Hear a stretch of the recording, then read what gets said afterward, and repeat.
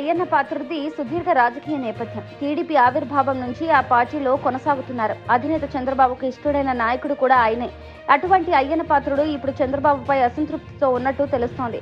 ఆయన పేరు చెప్తేనే ఛీ థూ అంటూ ఈసడించుకుంటున్నాడట.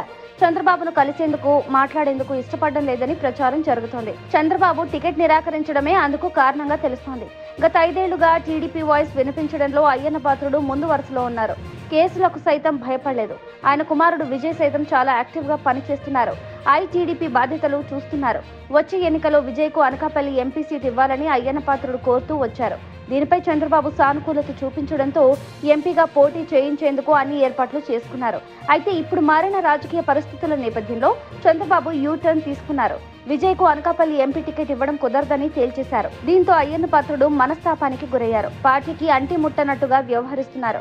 టీడీపీలో కుటుంబానికి ఒక్క టికెట్ అన్న ఫార్ములా తెరపైకి వచ్చింది. దీన్ని అనుసరించి కేవలం అయ్యన్న పాత్రుడుకు మాత్రమే నర్సీపట్నం అసెంబ్లీ టికెట్ ఇవ్వాలని చంద్రబాబు నిర్ణయించుకున్నట్లు తెలుస్తోంది. ఈ విషయంలో కింజారపు కుటుంబానికి మినహాయింపు ఇచ్చినట్లు సమాచారం. ఈ నేపథ్యంలోనే అయ్యన్న పాత్రుడు వ్యాఖ్యలు కలకలం రేపుతున్నాయి. కింజారపు రామ్మోహన్ నాయుడు మాదిరిగానే తన కుమారుడు విజయ్ కూడా మంచి వక్త అని అయ్యన్న పాత్రుడు చేసిన కమెంట్స్ వైరల్ అవుతున్నాయి.